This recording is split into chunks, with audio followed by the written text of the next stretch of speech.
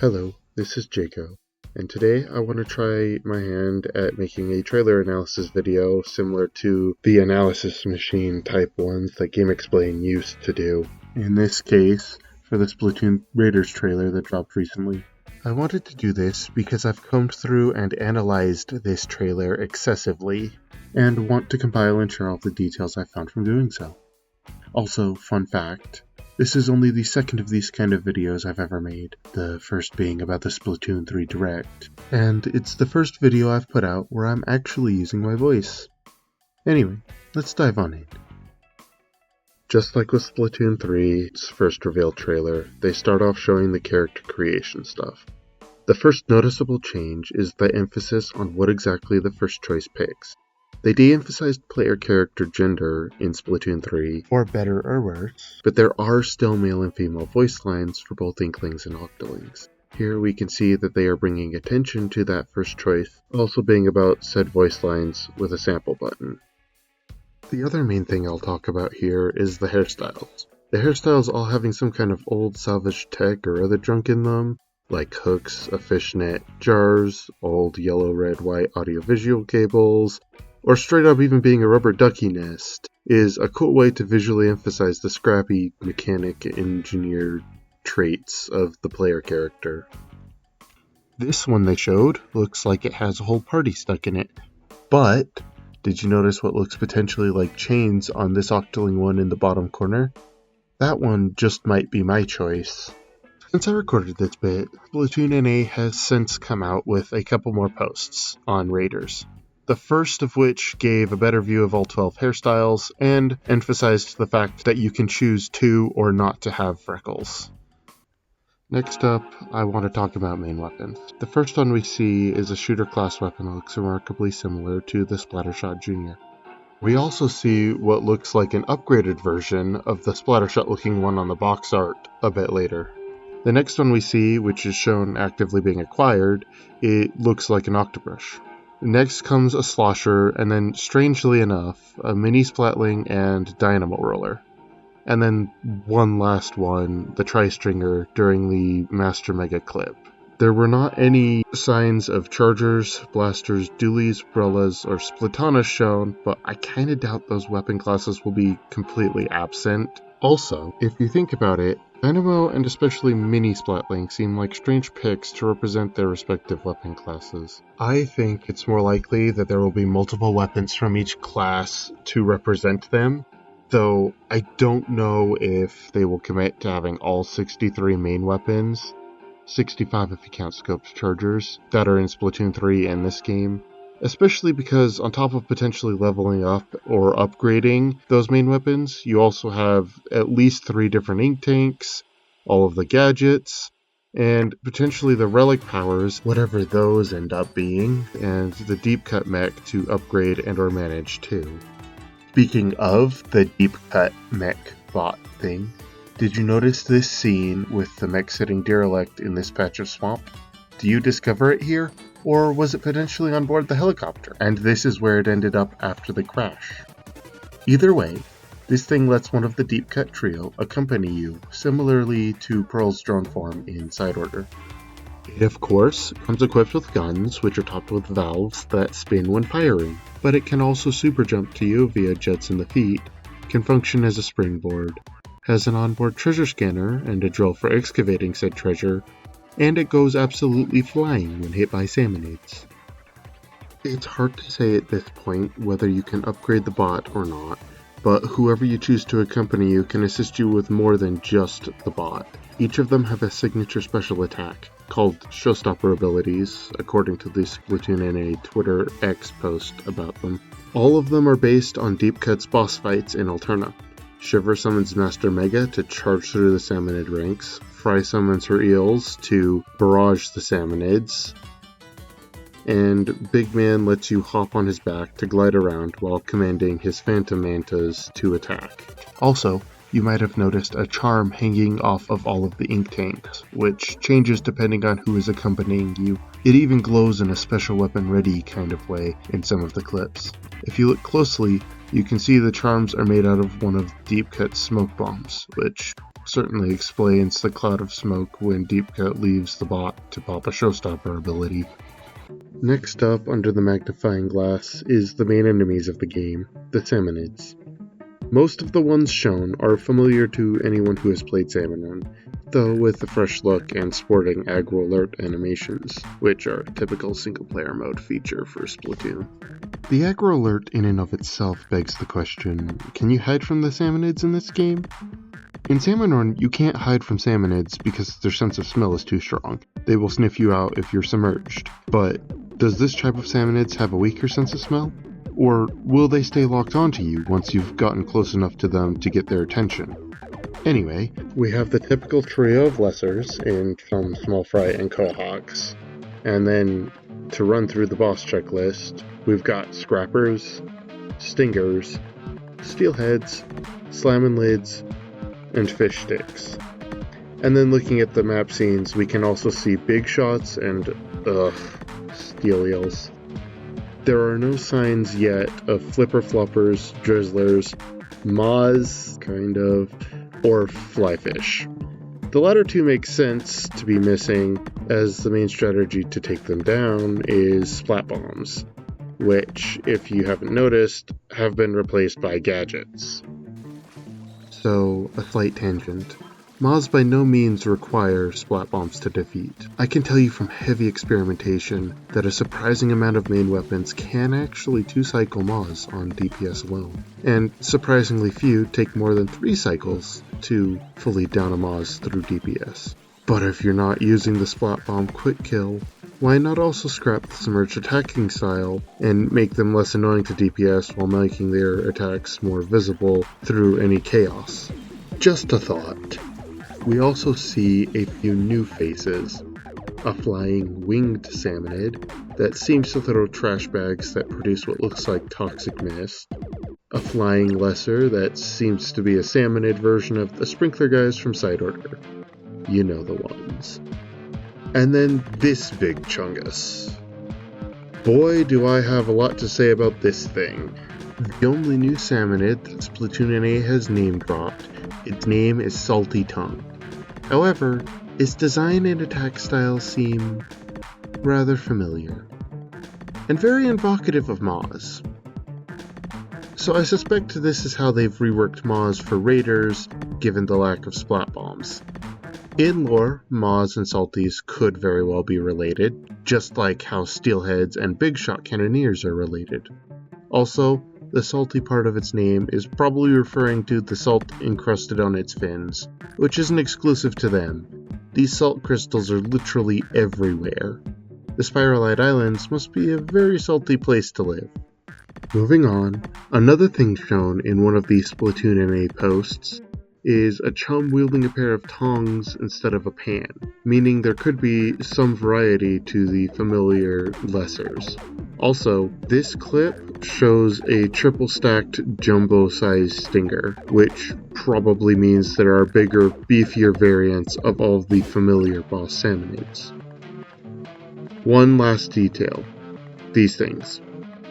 These seem to be dropped by boss Salmonids in place of golden eggs, though what purpose exactly they serve, only time will tell. Perhaps they give a large number of power eggs. There is a meter that seems to be filled by collecting power eggs, after all. Hold up, can't forget this thing at the end of the trailer. So it's obviously a big boss type of creature, maybe a king level Salmonid. The chains do bring to mind Kohozuna, who also wears chains. King or not, it is not like any Salmonid we've seen before.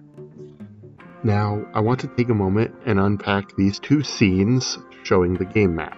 For one, you can see new redesigns of the familiar 2D art sprites for all of the Salmonids scattered across the islands, including the Big Shot Cannoneers and Steel Eels I mentioned previously. If these are any indication of which bosses you're likely to run into in each area, then what kind of scrapper shenanigans are they running up here on Zappad's Island? Races? Destruction derbies? Who knows? That would also mean over here on Spada Island, there's a Stinger Valley, which sounds like a really bad time to me. Ugh. Also of note, the Salmonids seem to have a level scaling system. It might just amount to putting a number to the difficulty of each level, like the hazard level numbers in regular Salmon Run. Or perhaps the Salmonid enemies will have stronger stats based upon the difficulty level. It's hard to say at this point. Up in the top corner, there's a dungeon menu button, which I want to say will probably just be a level list menu, which is another common Splatoon single-player feature. That would of course imply that all of the levels are dungeons, which doesn't seem quite right aesthetically, but it could be the case. However, since the language of the last batch of Splatoon Twitter X news account posts from all three regions combines into, at least for me, a somewhat confusing mess, I'm no longer as sure what to think about this theory. The only other thing I can think of is that this dungeon menu button pulls up a second map, one of the sprawling underground, and the levels on that map specifically are the dungeons. Anyway, the different level icons probably show what the big final piece of loot is for each level. I do wonder what the odd crystal thing on Taigoro Island is for, and the triple chest one is definitely interesting, as each chest seems to require a different ink tank be equipped in order to get the chest. Alternatively, I suppose the triple chests could indicate that these three ink tanks, or at least a key part for creating each tank, are themselves the big ticket loot pieces you find in this level, and not that the tanks themselves are required to get each chest. Either way though, this does beg the question of just how much depth the different ink tanks truly have to them. Speaking of the different ink tanks, there are at least 4 of them shown in this trailer. The first is the standard Splatoon 3 design, notably without a red subweapon line and no gadget spots. This is probably the one that you start with at the beginning of the game, though I'm curious, does it get outright replaced after unlocking one of the others, or will it still be usable after that point? Either way, next is this big, tall, heavy-looking one, with the symbol and coloring that just screams powerful, or at least power-oriented. Then, this much smaller sideways one with a blue symbol, which might be more mobility-focused, given its lightweight look and blue coloring. Finally, there's this round one, reminiscent of the life preserver ones used in Salmon Run, with a purple symbol. This one was shown the least so far, and given what I've speculated about the other two, the best I've got for this one is maybe it's more support-oriented, or perhaps it's just average. Also, I kinda like the stove burner piece that all these tanks have built into their design. Anyway, how could one ink tank be more support-focused, you may ask? Well, the chest unboxing scene shows the mechanic gets inspired by the loot that you find to create upgrades for their gear, and going by the SplatoonNA post, this could extend to everything, even the hideout ship. Honestly, it reminds me of my younger self with my Legos. I saw something in a show, a movie, or a game, inspiration struck, and my trio of Lego guys have a new vehicle, an upgrade for their mobile base, or a new weapon or other piece of equipment for them, or the mech suit that one of them had if I needed to build the thing at a bigger than minifigure scale to get the functionality I wanted. Anyways, the upgrade in question from this piece of loot says it's equipable on all tanks, meaning the ink tanks likely use the same upgrade perk system that the gadgets do. This means the big tank could have perks that are more power focused exclusive to it. The sideways tank could have more speed or mobility perks that are exclusive to it, and the circular tank could have more supportive perks that are exclusive to it, or at least that one of the other two can't equip. There is also something to be said about the idea that certain gadgets can only be equipped to certain ink tanks. After all the gadgets shown in the trailer do only show up paired with one of the 3 ink tanks. That might be pretty limiting, but it also could encourage more variety in gadget choice, especially if there are levels that require using different ink tanks to get all the big ticket loot pieces. There is a piece of evidence against the ink tank gadget exclusivity idea. In the first trailer for Raiders, the turret and fan gadgets are both equipped on the big tank, in this trailer, the fan is paired with the sideways one, and the turret is shown paired with the circular one. This could potentially be dismissed as them using an earlier build of the game, or just wanting to hide stuff until a later point, but I digress. Now, onto the gadgets themselves. Thus far, we've seen a total of 8 gadgets. The Splatchit, the only one with a name thus far, this orbiter field, and the turret are the only ones we've seen in action.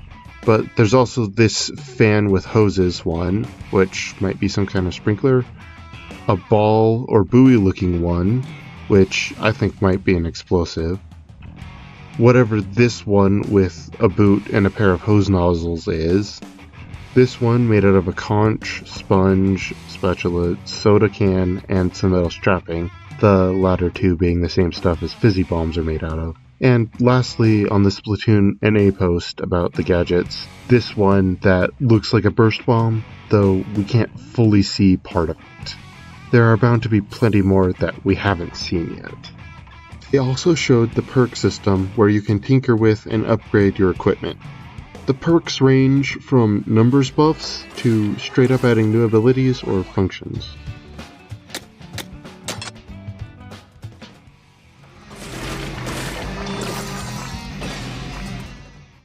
The gadgets themselves are crafted from parts looted from defeated Salmonids and Spiralite Crystal. And this might also be how you level them up, because yes, there is a way to level them up, as one of the SplatoonNA showcases of the gadget upgrades shows the Splatchit having 22 upgrade slots, whereas in this trailer, it only has 16. Now, for a few more miscellaneous things to finish up. This scene shows the level UI. You can see an EXP or level gauge at the bottom, which also showed up on the map and seems to be for one of the ink tanks, meaning all of them probably have it. And it's alongside a bar that I think is showing how much ink you have. It's kind of hard to tell. There's also the power egg gauge I mentioned before, which, given the shiver icon, might be for showing how much charge you have for the showstopper abilities, meaning they are powered by power eggs. Anyway, at the top you can see the 3 life system that Splatoon's single-player campaigns typically use is back, alongside a Spiralite counter in the other top corner. There is a chance that they could give you more than just the 3 lives eventually. Maybe that's an upgrade perk or something. Only time will tell. Over at the hideout ship, as the mechanic enters the workshop shack, you can see a shark swimming around the hideout in the background. Is it Master Mega or some other random shark? Who knows? Either way, Shiver does come from a family of shark tamers, so it shouldn't be anything to worry about. Now for the workshop menus. Given the buttons in the top corners, there is at least one other screen option here, likely to do with the Deep Cut Bot, or DCB for short. Did anyone notice that the mechanic is wearing a couple different outfits at various points in this trailer? I suspect these will just be for aesthetics, given they seem to be lumped in with the character style options here, unlike the usual for Splatoon with its gear ability system. Also, the amiibo symbol here basically confirms that this is at least one thing that the amiibo will do for Raiders. Also, in the top corner here, there seems to be a set of 3 loadouts, which I suppose shouldn't be a surprise given Splatoon 3 had the freshest fits loadout menu. And did you notice the Splatchit blade is actually a vacuum nozzle from which a blade of ink extends? Pretty cool. And the environments look pretty cool too. You can see the typical Salmonid cooking utensil with food tower structures all around in the background, which are standard for Salmonid territory. Speaking of backgrounds, we can actually see several flavors of beach, an undersea cave, and what looks like the edge of a volcano, which we might actually get to explore the inside of if this scene from the SplatoonNA Splatchit upgrade showcase is anything to go by. Yeah, this is the first time we've had lava in a Splatoon game. That's right, Splatoon went to outer space before doing anything with lava. One final thing from the final batch of SplatoonNA posts. There's a lot to unpack in this screenshot. This appears to be a level start area similar to the ones in Octo Expansion and Side Order, with a launch pad, which we haven't seen before this in Raiders, testing balloon dummy, and whatever this hourglass looking thing is. It looks like an ink tank refill, though it could be something else. As for the level area itself, it looks like one of the underground levels and seems to be a speed or parkour type of challenge. Not something I expected to see from Raiders, but right at home in a Splatoon single-player level. It even has squid rings, though these seem to have blue spiralite bits in them instead of power eggs. Lastly, what's going on with the DCB? Is it secured to some kind of elevator or lift, and that's how you got here? How many other modes does it have besides legs or drill, because neither of those seem to be visible here? Also, there's a lever on the back of it, and I can't help but see a spot for the mechanic to sit right there. Wouldn't it be cool if there were some levels where you could co-pilot the bot? And that's it. Everything I could find between the trailer and the supplemental Twitter X posts on Splatoon Raiders. I can't wait to get a chance to play this game, and to see what else there is to discover. Apparently the game's file size is comparable to Donkey Kong Bonanza's, so there's probably going to be a lot. My biggest hope for Raiders is that Deep Cut finally gets a chance to shine, without being overshadowed by the other idol groups. Deep Cut really got overshadowed by the Squid Sisters, and especially Off the Hook in Splatoon 3. And though I do like the Squid Sisters, and might be able to forgive them appearing, I hope neither them nor the way overrated Off the Hook show up in Raiders. Deep Cut really need a story all to themselves, so people can appreciate how cool they are. Anywho, this has been Jaco, and bye!